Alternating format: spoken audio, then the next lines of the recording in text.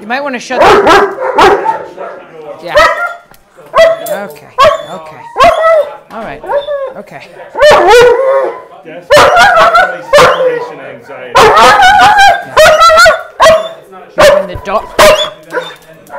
Between the dog or mom?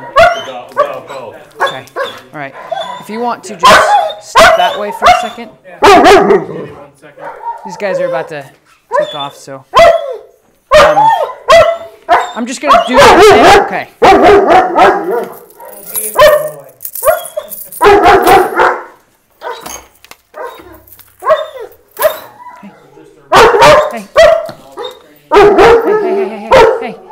Hey.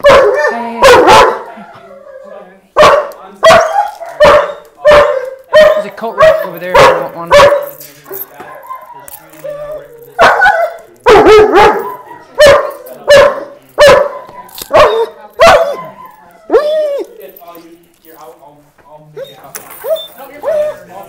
I'll make you copy.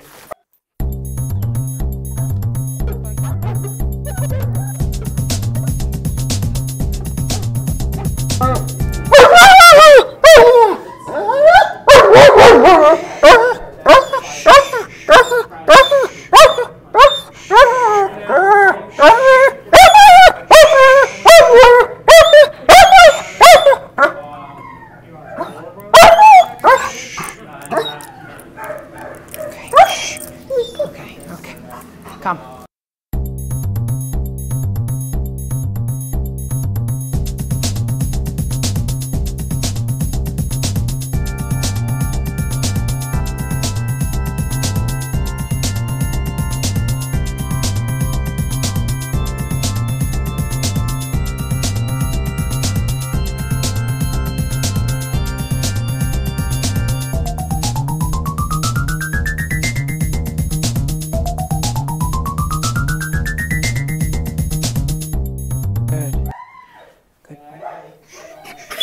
Down. Oh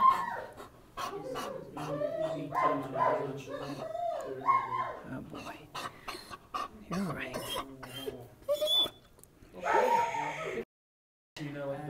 Is because he doesn't know exactly what to do. So I'm immediately giving him direction through stuff that most people teach their dogs. Sit down and walk. Okay? So not only am I doing that, but I'm switching directions to make him think, which will eliminate the anxiety or decrease it. Okay?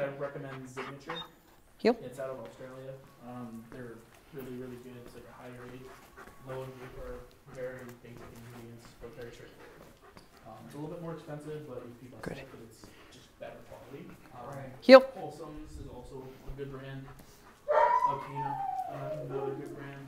Really, a lot of it comes down to, again, if they get their food and you're having no issues with it, then you can change it. Now, if there's a recall like that, then obviously looking at different brand food, and you can always Google it. There's a lot of good surveys that are pretty non-biased in terms of what brands to stay away from and what brands to go with.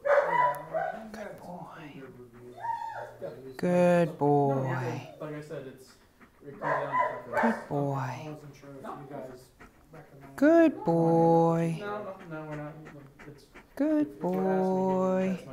He's very sweet. And you guys said you could help with. Yep. We'll get there. I mean, testing wise, you know, Good for boy. like Heel. CDC, for the canine good system test. Sit. The AKC Good. test, and then there's also, Good. Good. So I'm just giving him a lot of pressure. Okay. So I'm just in his space. Good boy. a lot of, because a lot of it just comes down to just making sure what he Good. is as good as possible. So everything's on me now. But nothing he doesn't know. That's important. I'm never going to ask him to do something and then correct him for not doing it if he doesn't know it, right? Heel. As long as he's got a service. Honestly, yeah, collar, that's about it. Two questions, is that Heel. and what is he trained for? That's all I can say. Yeah, that's it. You're protected under the Good. Good. more information, no. Good. And that's any place? Good. Good. Good. So did you see that? Okay. So he's pushing on my space. And the reason why he's doing that is because when I come over to you guys, what he wants to do is come here. And then when I push back, he gets upset, and that's where he came up. So I'm testing the waters a little bit because he wants home base.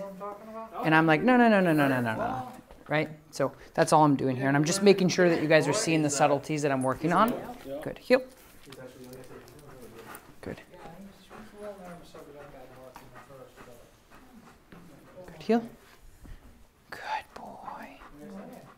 So what I'm doing right now is getting back down to the basics, focusing on control to decrease the anxiety. So, that was a lot going on for, I think, everybody. But a high level of anxiety. Yeah. So, yes, I agree. And it'll be situational, environmental. So what I like to do is, as you saw, like he was, borderline neurotic there for a little bit. So You just didn't see him on the car ride here. right. You put him in the car and he nonstop Yeah. acts like that. Yeah. So we'll start picking this apart little bit by little bit, but I want you to know what I'm doing. Heel. So when I bring him out, all I'm asking him to do is to work with me, and so heel. Good. I'm helping him make better decisions. Heel. Good. Giving him the benefit of the doubt, not immediately correcting him. Heel. So if you compare the beginning of the session versus now, I'm not having to correct him hardly at all. So the beginning was tuning him up to nope, yes, nope, yes, no, yes, excuse me. And now he's to a point, heel, where I don't need to correct him for being crazy. So I've done my job by kind of making that a little bit more sculpted and structured. Good. Good. Sit. Sit. Good. Nice job. So again, when I'm working with a new dog, I always give him the benefit of the doubt. I'm not going to be, he's not competitive obedient, so I don't really care, that he's not fast. But I do care that he listens. So if he would have looked at me again and not sat, then I would have gave him pressure. But I want to really just highlight how much of a difference that structure had given him. Good. Off. So that is him just trying to escape what I'm asking him to do. Right? So that's just anxiousness. It's much like the reason why dogs do that is picture a dog trapped in a fenced-in yard. They're going to try to jump and scale whatever's stopping them from going out. That's why he's climbing on me. It's because he's taking all of this energy and he's trying to climb over me because he knows I'm a wall, if you will. Yep. So I'm not trying to get rid of that within the hour by any means. However, when he does do that, I'm going to just move him around. Now, what I want to do is tune him up. I want to take him a step further, really get him to listen. Good. Heel. Good.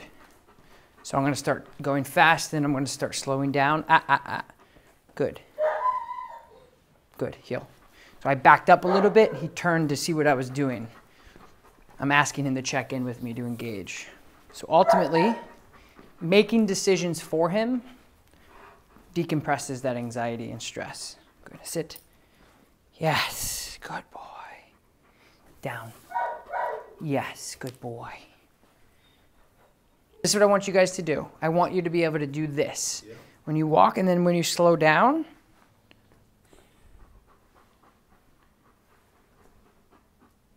okay, I'm going to do an outside turn. Heel.